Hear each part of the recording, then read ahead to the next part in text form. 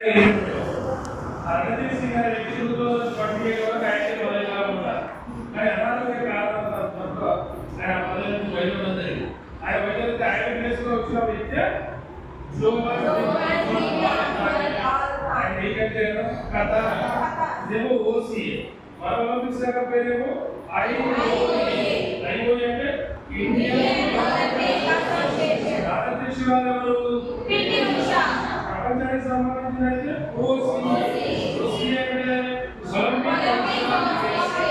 దానికి అధ్యక్షులు ఆ డిస్ట్రిక్ట్ గవర్నమెంట్ ఏంటంటే 2026లో శుభంగా వరల్డ్ కప్ అయింది. 2026లో శుభంగా వరల్డ్ కప్ జరిగింది. వరల్డ్ కప్ అండర్-19 మెన్స్ ఒడిఐ వాళ్ళు అండర్-19 మెన్స్ ఒడిఐ 2026లో శుభంగా నమీబియాలో జరిగింది. అది ఎన్నోదంటే 16లో అండర్-19 మెన్స్ ఒడిఐ వాళ్ళు ఎవరు విన్నారంటే మన ఇండియా ఎవరిపై గెలిచింది? ఇంగ్లాండ్ గెలిచింది. ఆ ఇండియాకు అండర్-19 వరల్డ్ కప్ రావడం ఇది 6వ సారి. 16 సార్లు జరిగితే అండర్-19 ఎక్కువ సార్లు వచ్చింది కాబట్టి ఇండియాకు 6 సార్లు వచ్చింది. ఆ ఈసారి మన కెప్టెన్ ఎవరు? ఆయుష్ మాత్రే అండర్-19 కెప్టెన్ ఎవరు? ఆయుష్ మాత్రే. అండర్-19 వరల్డ్ కప్ స్టార్ట్ అయినప్పుడు 1988లో స్టార్ట్ అయింది. 1988లో అండర్-19 వరల్డ్ కప్ స్టార్ట్ అయింది. ఎక్కడంటే ఆస్ట్రేలియాలో స్టార్ట్ అయింది.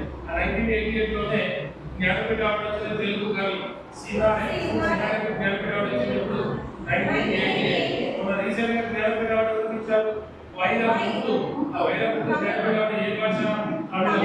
తమిళ తెలుగు అయితే జ్ఞానపీఠ అవార్డు ఎక్కువ సంబంధించిన లాంగ్వేజ్ హిందీ. హిందీకి ఎన్ని సార్లు వచ్చింది? 12 సార్లు. అదే మన తెలుగులో ఎన్ని సార్లు వచ్చింది? 3 సార్లు. 1970 విశ్వనాథ సత్యనారాయణ 1988 ఫస్ట్ పర్సన్ ఎవరు అంటే శంకర్ గురు. శంకర్ గురు ఏ లాంగ్వేజ్ వచ్చింది? మలయాళం. జ్ఞానపీఠ అవార్డు ఎప్పుడు చూస్తున్నారు? 1965 అంటే 88లో జ్ఞానపీఠ అవార్డు వచ్చింది సినారే. ఆ 88లోనే under nineteen men's ODI world cup start అయింది.